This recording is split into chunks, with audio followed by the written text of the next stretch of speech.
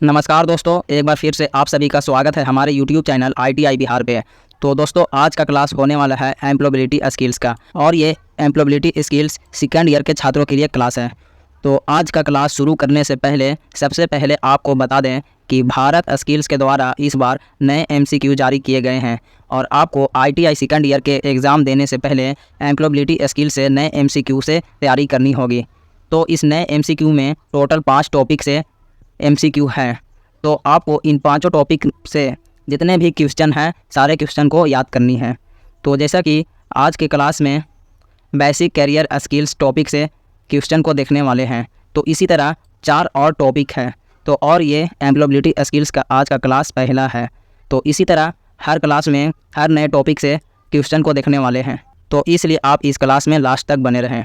और आप किसी भी ट्रेड से ITI कर रहे हैं, या चाहे आपका ट्रेड इलेक्ट्रीशियन हो या फिटर हो या कोपा ट्रेड हो, आप किसी भी ट्रेड से हैं, ये एम्प्लॉयबिलिटी स्किल्स का जो सब्जेक्ट है वो सारे स्टूडेंट के लिए कॉमन सब्जेक्ट है। इसलिए ये एम्प्लॉयबिलिटी स्किल्स का क्लास सभी ट्रेड के छात्रों के लिए है। तो CBT एग्ज़ाम 2024 के अच्छे तैयारी करने के लिए आपको अभी से ही CBT एग्ज़ाम का अच्छे से तैयारी करना होगा। तो सबसे पहले आपको बता दें कि इस YouTube चैनल पे आपको ट्रेड थ्योरी के साथ साथ एम्प्लॉयबिलिटी स्किल्स की तैयारी कराई जा रही है, और ITI से जुड़े हर अपडेट भी दिए जाते हैं। तो अगर आप हमारे YouTube चैनल पर नए हैं तो सबसे पहले इस चैनल को सब्सक्राइब कर लीजिए, ताकि जब भी मैं क्लास का वीडियो अपलोड करूँ तो आप तक सबसे पहले पहुँचे। तो शुरू करते हैं आज का class.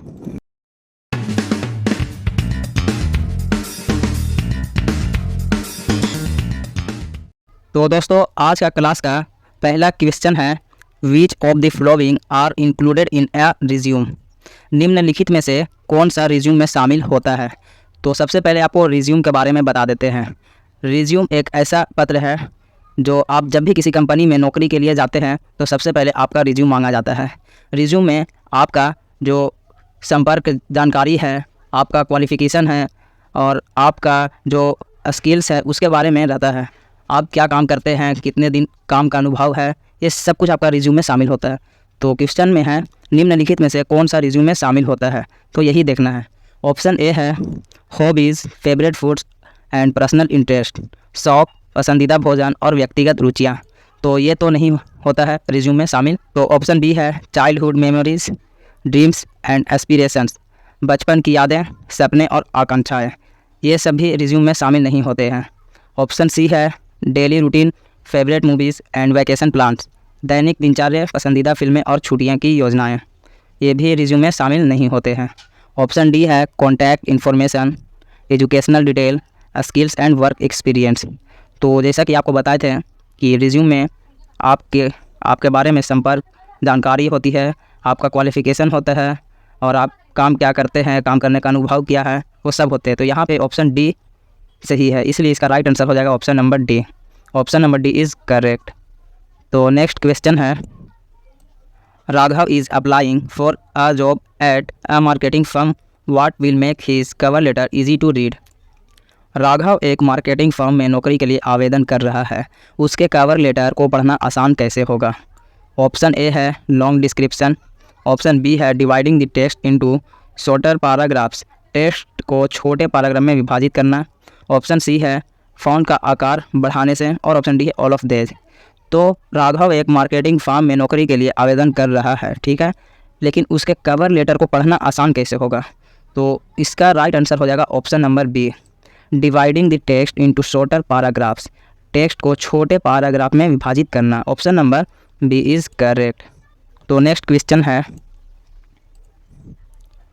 To apply for a job, what is the next step after making an impactful resume. नौकरी के लिए आवेदन करते समय प्रभावशाली रिज्यूम बनाने के बाद अगला कदम क्या है। तो ऑप्शन ए है sending the resume to the employer, नियोक्ता को बायोडाटा भेजना। ऑप्शन बी है writing an impressive cover letter, प्रभावशाली कवर लेटर लिखना। ऑप्शन सी है प्रिपेयरिंग फॉर इंटरव्यू, साक्षात्कार की तैयारी करना। ऑप्शन डी है अप्लाइंग फॉर द जॉब, नौकरी के लिए आवेदन करना। नौकरी के लिए आवेदन करते समय प्रभावशाली रिज्यूम बनाने के बाद अगला कदम क्या है। तो अगला कदम है write an impressive cover letter, प्रभावशाली कवर लेटर लिखना होता है। Option number B is correct. तो नेक्स्ट क्वेश्चन है, Pranav is working on his resume. While reviewing his resume, what should Pranav keep in mind? Pranav वह अपने बायोडाटा पर काम कर रहा है। अपने बायोडाटा की समीक्षा करते समय प्रणव को क्या ध्यान में रखना चाहिए? ऑप्शन ए है check for spelling and grammar mistakes. तो check for spelling and grammar mistakes ये ध्यान में रखनी चाहिए। ऑप्शन बी है ensure that the information provided is correct. तो आप अपना रिज्यूम में जो कुछ भी लिखते हैं आप ये ध्यान में ज़रूर रखते हैं कि आपके द्वारा दी गई जानकारी सही है या नहीं। तो ये भी सही है कि सुनिश्चित करें कि दी गई जानकारी सही है। ऑप्शन सी है highlights skill and qualification that match the job. तो नौकरी से मेल खाने वाले कौशल और योग्यता को हाईलाइट करना, तो ये भी सही है। इसलिए इसका राइट आंसर हो जाएगा option number D, all of this, इनमें से सभी। प्रणव वह अपने बायोडाटा पर काम कर रहा है। अपने बायोडाटा की समीक्षा करते समय प्रणव को ध्यान में रखना चाहिए कि गलतियों की जांच करें और सुनिश्चित करें कि दी गई जानकारी सही है और नौकरी से मेल खाने वाले कौशल और योग्यताओं को हाईलाइट करें। तो इसलिए इसका राइट आंसर हो गया ऑप्शन नंबर डी। तो नेक्स्ट क्वेश्चन है Pooja is applying for a motor mechanics position in an automobile company. What should she include in her cover letter? Pooja एक ऑटोमोबाइल कंपनी में मोटर मैकेनिक पद के लिए आवेदन कर रही है। उसे अपने कवर लेटर में क्या शामिल करना चाहिए? ऑप्शन ए है सैलरी एक्सपेक्टेशंस। ऑप्शन बी है एजुकेशन डिटेल्स। ऑप्शन सी है reasons why C is suitable for the role. तो इसका राइट आंसर हो जाएगा option number C. Option number C is correct, कारण कि वह इस भूमिका के लिए उपयुक्त क्यों है। Option number C is correct. Pooja एक ऑटोमोबाइल कंपनी में मोटर मैकेनिक पद के लिए आवेदन कर रही है, तो उसे अपने कवर लेटर में शामिल करना चाहिए कि वह इस जॉब के लिए क्यों उपयुक्त है। तो इसलिए इसका राइट आंसर हो जाएगा ऑप्शन नंबर सी। तो नेक्स्ट क्वेश्चन है व्हाट इज़ फॉर्मल कम्युनिकेशन? औपचारिक संचार क्या है? ऑप्शन ए है ऑल राइटन कम्युनिकेशन, सभी लिखित संचार। ऑप्शन बी है official communication flowing a set of rules, नियमों के एक सेट का पालन करते हुए आधिकारिक संचार। और ऑप्शन सी है talking with friends and family, दोस्तों और परिवारों के साथ बात करना। ऑप्शन डी है casual chatting on social media, social media पर अनौपचारिक चैटिंग करना। तो फॉर्मल कम्युनिकेशन क्या है? फॉर्मल कम्युनिकेशन है नियमों के एक सेट का पालन करते हुए आधिकारिक संचार। Option number B is correct. Option number B is correct, यह एक औपचारिक संचार है। तो नेक्स्ट क्वेश्चन है which of the following is a formal introduction in a job interview? निम्नलिखित में से कौन सा नौकरी के साक्षात्कार में एक औपचारिक परिचय है? ऑप्शन ए है अरे मैं परमित हूँ, आपसे मिलकर खुशी हुई। यह एक औपचारिक परिचय नहीं हुआ। आप अगर इंटरव्यू के लिए जा रहे हैं तो सबसे पहले जब आप अपना परिचय देंगे और जब भी आप इंटरव्यूअर से बात करेंगे तो आप औपचारिक रूप से बात करेंगे, ना कि अनौपचारिक। तो वहाँ पे आप अरे तरे भी नहीं कर सकते, यह सब अनौपचारिक है। तो पहला ऑप्शन है अरे मैं परमित हूँ, आपसे मिलकर खुशी हुई, तो ये ऑप्शन गलत है। आप ऐसे परिचय नहीं दे सकते हैं साक्षात्कार के दौरान। ऑप्शन बी है नमस्ते मैं परमित हूँ, मुझे रखने के लिए धन्यवाद। तो आप साक्षात्कार में औपचारिक परिचय देने के लिए सबसे पहले आप नमस्ते मैं परमित हूँ, मुझे रखने के लिए धन्यवाद ऐसा नहीं बोल सकते, ये एक अनौपचारिक रूप हो गया। तो ऑप्शन सी है मैं परमित हूँ, चलो शुरू करते हैं, तो ये भी ऑप्शन गलत है। ऑप्शन डी है गुड मॉर्निंग या afternoon, I am Parmit and I want to thank you for considering me for this role.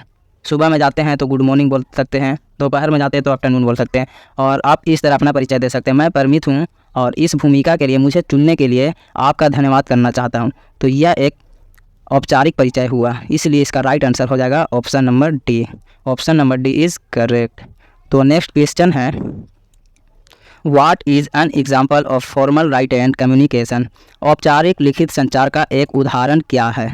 Option A है टेक्सटिंग अ फ्रेंड, किसी मित्र का संदेश भेजना। ऑप्शन बी है sending a WhatsApp message, WhatsApp संदेश भेजना। ऑप्शन सी है writing an email to your manager, अपने प्रबंधक को ईमेल लिखना। ऑप्शन डी है posting on social media platform, social media platform पर पोस्ट करना। तो औपचारिक लिखित संचार का उदाहरण क्या है? तो वो है अपने प्रबंधक को ईमेल लिखना, writing an email to your manager. यह एक औपचारिक लिखित संचार का उदाहरण है, इसलिए इसका राइट आंसर हो जाएगा ऑप्शन नंबर सी। तो नेक्स्ट क्वेश्चन है during a job interview if you call not hear or understand a question what would you say. नौकरी के लिए इंटरव्यू के दौरान अगर आप कोई सवाल सुन या समझ नहीं पा रहे हैं तो आप क्या कहेंगे। ऑप्शन ए है माफ़ करें मेरी समझ में नहीं आया, क्या आप कृपया प्रश्न दोहरा सकते हैं। ऑप्शन बी है अरे क्या आप इस दोहरा सकते हैं, मैं ध्यान नहीं दे रहा था। तो आप ऐसा तो बोल नहीं सकते हैं इंटरव्यू के दौरान जब आप नहीं सुन पाए हों कि क्या बोल रहे हैं, ये गलत है और ये अनौपचारिक रूप से आप नहीं कर सकते हैं। ऑप्शन सी है मैं खो गया हूँ, क्या आप इसे दोबारा बोल सकते हैं। तो ये भी सही नहीं है, आप ऐसा नहीं कर सकते। ऑप्शन डी है speak clearly and repeat the question, स्पष्ट रूप से बोले और प्रश्नों को दोहराए। तो ये भी सही नहीं है। आपको जब सुनने में थोड़ी सी गलतफहमी हो गई है या आप नहीं सुन पाए हैं तो आप ऐसे बोल सकते हैं माफ़ करें मुझे समझ में नहीं आया, क्या आप कृपया प्रश्न दोहरा सकते हैं। यह हो गया इसका right answer. Option number A is correct. तो नेक्स्ट क्वेश्चन है During a job interview, Ramesh is asked to describe his top 3 strengths. Which of the following response shows good formal communication? नौकरी के लिए इंटरव्यू के दौरान रमेश से उसकी 3 सबसे अच्छी खूबियों के बारे में पूछा जाता है। निम्नलिखित में से कौन सा जवाब अच्छे औपचारिक संचार को दर्शाता है। ऑप्शन ए है मैं बहुत सी चीज़ों में बहुत अच्छा हूँ। तो ये आपका 3 खूबियों में से एक भी खूबियाँ नहीं है। आपको अपनी 3 खूबियाँ बतानी है जो औपचारिक संचार को दर्शाता है। ऑप्शन बी है मुझे लगता है कि मैं हर चीज़ थोड़ी थोड़ी कर सकता हूँ। तो ये भी आपका 3 खूबियों में से नहीं है। ऑप्शन सी है मेरे शीर्ष से 3 कौशल समस्या समाधान टीम वर्क और विवरण पर ध्यान देना। तो ये आपका 3 सबसे अच्छी खूबियाँ हैं जो आपको औपचारिक संचार को दर्शाता है। इसलिए इसका राइट आंसर हो जाएगा option number C my top 3 skills are problem solving team work and attention to detail. Option number C is correct. तो नेक्स्ट क्वेश्चन है व्हाट इज़ इनफॉर्मल कम्युनिकेशन। अनौपचारिक संचार क्या है। ऑप्शन ए है ऑल वर्बल कम्युनिकेशन, सभी मौखिक संचार। ऑप्शन बी है official communication flowing set of rules, नियमों के एक सेट का पालन करते हुए आधिकारिक संचार। ऑप्शन सी है casual conversation outside of official work arrangements, आधिकारिक कार्य व्यवस्था के बाहर अनौपचारिक बातचीत।